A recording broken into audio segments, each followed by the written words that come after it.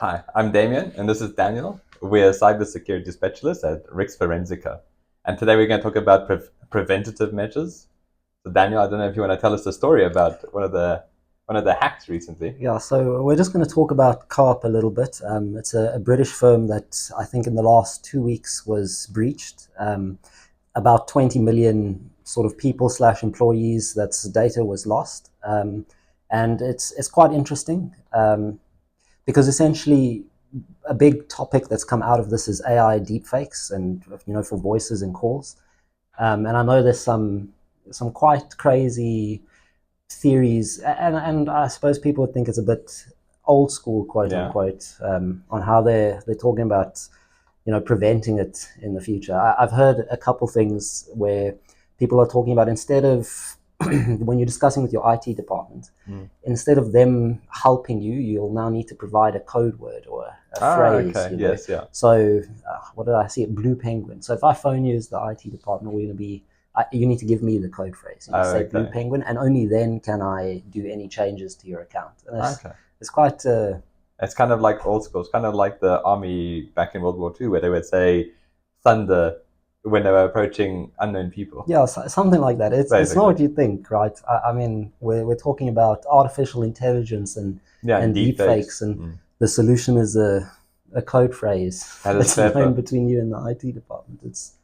That is something. It's but it is a real threat, and you know what? There's very few ways that you as an individual can identify an AI deepfake. I mean, unless you have an excellent ear or an astonishing eye, you're never going to know really. I Yeah. mean, I'm sure you've seen some of the stuff that's. Yeah, I've seen some YouTube videos of deepfakes of other people trying to get people to click on suspicious links. Yeah, And I mean, well, AI well, phishing is yeah, it's becoming a huge thing. They can make emails look exactly the way your bosses do or your clients do, and the yeah, only real way is to prevent it is verification. yeah, using a secret code. Yeah, I Okay. saw a phrase that was quite interesting. It was talking about the tools that help defenders are now in the hands of attackers. And Yes, it's quite it's quite something. it's quite Scary. astonishing. But I mean, how do you go about preventing your system from being breached by an AI deepfake? Well, How there's do a you? lot of ways that you can go about doing it. I guess it's just like you can get multi-factor authentication. You can get the MFA2. Oh, sorry, FA2. I actually don't know what it's called. Two Is it FA. F2A or something like that? Yes, Yeah. yeah. So MFA is good and well, but Mm. how do you? If it's your IT department giving you a phone call, how do you know that that's not him? Well, I guess you wouldn't. You don't really. Yes, yeah, yeah. It's the world of threats is evolving so rapidly that it's insanely difficult to keep up.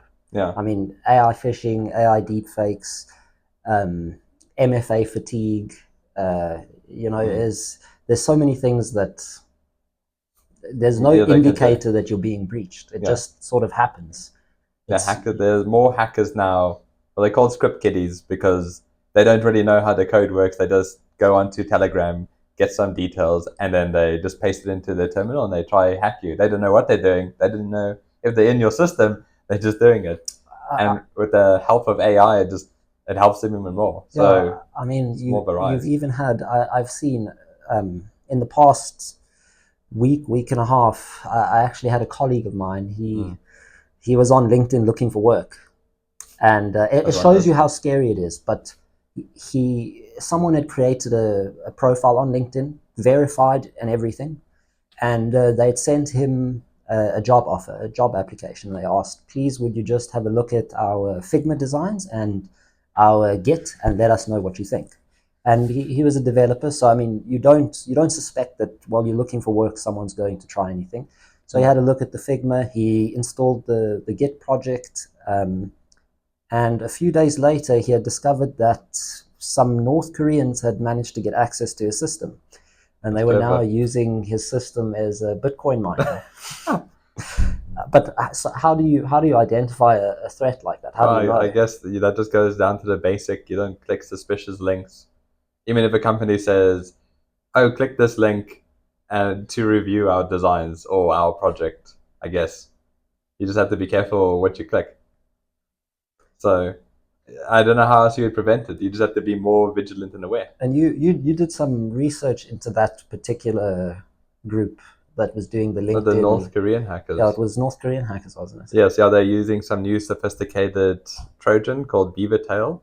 And the way it works is it allows hackers to execute any arbitrary code on your computer. So they get onto your computer and they can decide, oh, he has a Bitcoin wallet, we can do some Bitcoin phishing or whatnot, or if he or steal credentials, or they just put, like you said, the Bitcoin mine on that guy's computer and then it becomes a mining machine.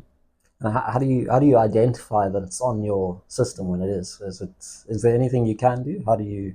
Well, that you would just go back to using like an antivirus or something. I don't think you can, since it's new. Windows Defender won't pick it up, so we'd have to use something like Kaspersky or um, can't think of another one. Kaspersky, Malwarebyte. That's a really good antivirus softwares. There's but for a business, you would use Kaspersky. I think that is the top rated one currently. Awesome, thank you. Yeah.